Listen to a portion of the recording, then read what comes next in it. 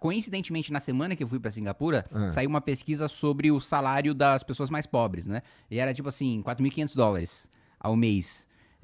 Nossa, dá pra comprar uma balinha. Do país que é uma pedra, que não tem nada de recurso natural. Você olha, é tudo arborizado, não tem nada de natural ali. Tudo eles plantaram lá. O cara lá atrás, o Lee Kuan Yew, quando fundou Singapura, que teve essa visão e isso acabou indo pra frente. Você olha pro Chile, por exemplo, também é outro país que vizinho, não tem grandes diferenças culturais, porque também você pode argumentar, não, pô, você está comparando com a Coreia do Sul, mas de fato, né, a mentalidade, né, a cultura oriental é muito diferente o tamanho do país. Da América Latina, né? Se você vai comparar já com... Enfim, você comparar a Europa e os Estados Unidos, tem uma diferença, né, cultural grotesca com os países orientais. Quando você vai para a América Latina, já tem diferença da América Latina para os Estados Unidos e para a Europa. A gente ainda é muito mais próximo culturalmente do que no Japão, do que numa Coreia do Sul. Mas se a gente olha para o Chile, a gente olha pro Paraguai a gente tirava sarro, né? Tal coisa, você tá com o chinelo do Paraguai. Me zoavam quando eu era criança, né? Porque eu sou sou japonês, né? Eu sempre fui um japonês meio bronzeado. E aí a pessoa falava, não, você é um japonês do Paraguai, né? Hoje não, hoje tipo assim, é mais fácil a gente comprar um negócio de qualidade do Paraguai e a galera fala, pô, o Paraguai fala, puta, isso aí é o chinelo do Brasil, isso aí é o produto do Brasil, né? Do Uruguai é a mesma coisa. Não, a gente fracassou em todos. Não tem um setor que a gente olhe que a gente compare com os nossos pares e a gente tem ido bem. Então a gente tem aí uma falência do sistema político, no fim das contas, né? Porque são vocês que estão gerindo a gente, porra, a culpa é tua. Não é minha porque eu não tô governando o Brasil há 40 anos, mas... Mas nos últimos o quê? Nos últimos 10? Não, eu não tô governando há nenhum ano, né? Porque eu nunca fui presidente da República. Eu tô sendo um dos que legisla, né? Tá. De dentro de 513. Se eu fosse líder de um partido que tivesse 257 deputados, não precisa nem ter 308, que é o quórum pra aprovar a PEC, pra mudar a Constituição. Se tiver 257, meu amigo, você ia ver. Você vê Puta. Mudar a Constituição é uma das paradas que tu acha que tem que acontecer? Não, acho nem que tem que mudar a Constituição, acho que tem que rasgar e começar do zero. Interessante. A nossa Constituição, ela é um lixo. A nossa Constituição é um lixo. A nossa Constituição levou a gente ao fracasso institucional, político, econômico, social que a gente vive hoje, né? Olha, por exemplo, a gente tem muito debate sobre os abusos do Supremo, né? E aí eu vejo, às vezes, muita gente bolsonarista, por exemplo, falar, não, precisa derrubar o Alexandre de Moraes. Mas a questão não é o Alexandre de Moraes ou qualquer outro ministro do Supremo. O nosso Supremo Tribunal Federal, ele é muito poderoso. Pela própria Constituição. Se ninguém abusasse do seu próprio poder, o nosso Supremo Tribunal Federal ainda assim seria muito poderoso. Pelo primeiro ponto, que também é uma das razões pelas quais a gente é um desastre em praticamente toda a política pública. Tudo está na Constituição. Toda a política pública está na Constituição. Saúde está na Constituição. Educação está na Constituição. Previdência está na Constituição. Lei de transporte tá na Constituição, lei tributária está na Constituição, sei lá, o Colégio Pedro II no Rio de Janeiro está na Constituição. Então, assim, as constituições, pelo próprio nome, ela é a Constituição do Estado. O que tem de fundamental para a gente colocar no topo de todas as leis, que são princípios que vão reger todo o resto? Não é para entrar no detalhe e determinar a política pública. A política pública é para lei ordinária. E qual que é a dificuldade disso? Primeiro, a gente está falando do Supremo. Se tudo está na Constituição, o Supremo vai decidir sobre tudo. O Supremo vai ser provocado sobre judicialização de saúde. O Supremo vai ser provocado sobre piso do magistério que não está sendo pago pelos municípios. O Supremo vai ser provocado sobre legislação tributária. E aí, a gente tem um Supremo que decide sobre tudo, né? Ao mesmo tempo que a gente também tem um número de legitimados, que são aquelas pessoas que têm o poder de levar uma questão para o Supremo, gigantesco. Não tem nenhum outro país em que tantas pessoas tenham o poder de levar uma lei para ser julgada no Supremo do que o Brasil. No Brasil, qualquer partido com um deputado ou um senador pode provocar o Supremo. Então vamos supor que a gente aprove uma lei com 512 votos. Só um cara votou contra. E vamos supor que esse cara seja o único deputado do partido dele.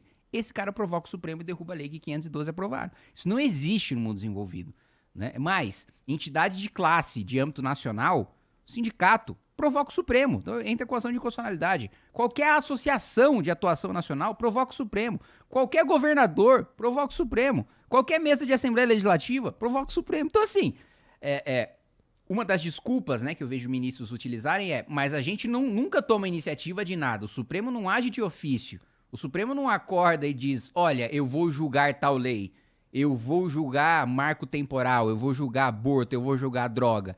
O Supremo sempre é provocado. Só que essa desculpa é muito confortável, porque o Supremo é provocado sobre tudo, porque todo mundo pode provocar e sobre todos os temas. Entendi. Então, esse é um ponto. E o outro ponto, por que é difícil fazer política pública de educação, de saúde, tributária no Brasil? Porque em qualquer país desenvolvido, democracia, você governa com 50% mais um. Você governa com maioria absoluta. Né? O primeiro-ministro, né, é eleito num regime parlamentarista, né? A maior parte dos países europeus são parlamentaristas, quando um partido consegue 50% mais um, certo? E aí, com 50% mais um, ele muda a política pública que ele quiser e governa, né?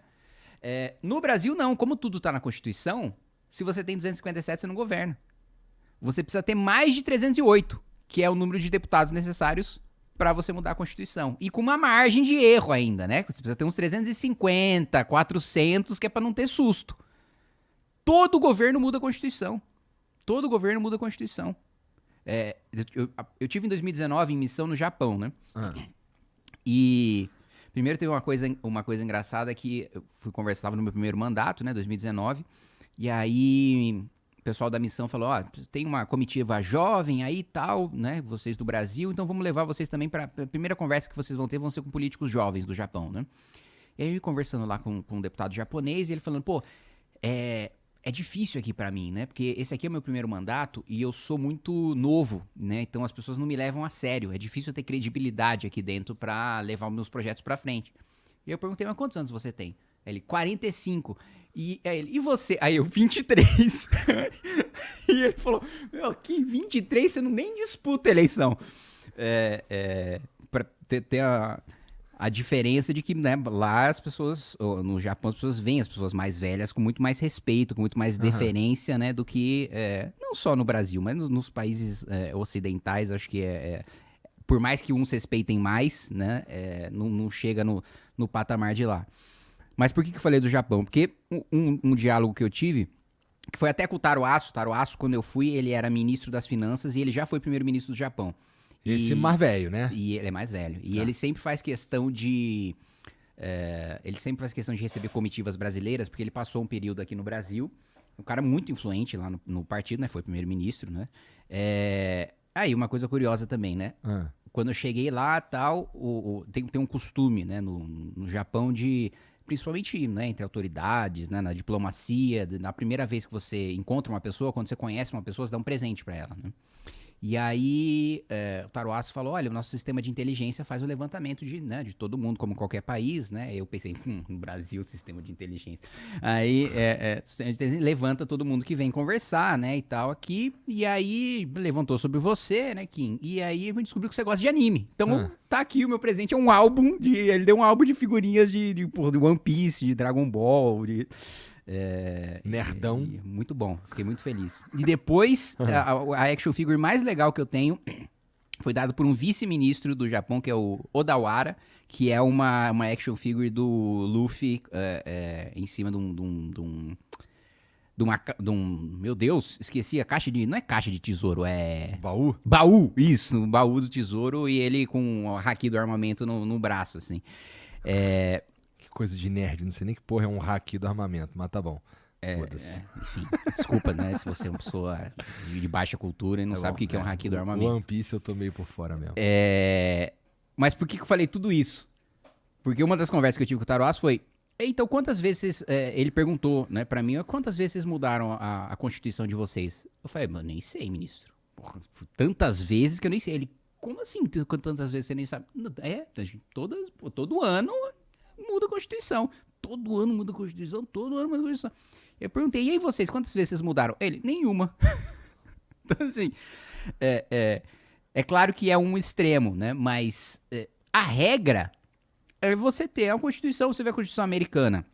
Para você mudar, precisa ter a chancela de não sei quantos estados. Né? É um negócio muito difícil de você promover uma mudança constitucional. Aqui não.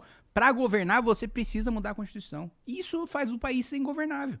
Ainda mais no sistema que a gente tem, em que, basicamente, a população não sabe o que faz um deputado.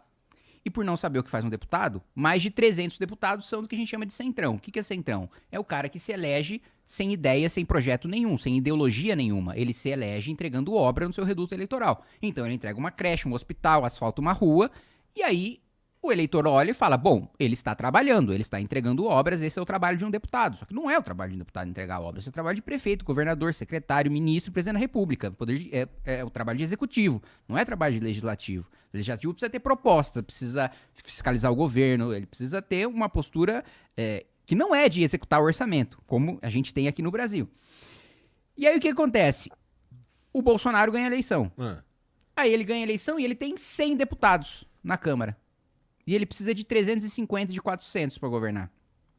O Lula ganha a eleição. O Lula agora tem, de esquerda, 120 deputados na Câmara. 300 no Centrão.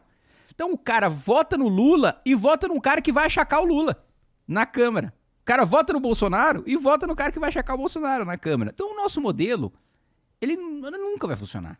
Por isso que eu digo que não é ter uma reforma aqui, muda um negócio ali, uma emenda à Constituição. Não, a gente precisa ter uma Assembleia Constituinte, rasgar, começar do zero e ter uma nova. Entendi. Bom, isso parece ser extremamente complexo também, né? Primeiro a gente precisaria que a galera... Que tipo de iniciativa conseguiria fazer isso daí caminhar? Eu, pessoalmente, primeiro tô levantando o debate. Uhum. Tô falando, pessoas, seguinte... Veja só, nós temos muitos problemas e nós não vamos resolver estruturalmente esses problemas enquanto a gente não tiver uma nova Constituição. Não adianta ter uma mudança aqui e ali, ter um presidente, a direita fica no poder 8 anos, 16 anos. Beleza, as estruturas do país continuam as mesmas. A gente vai continuar, pode até avançar, mas vai avançar a passos lentos. E os nossos retrocessos vão ser mais acelerados sempre.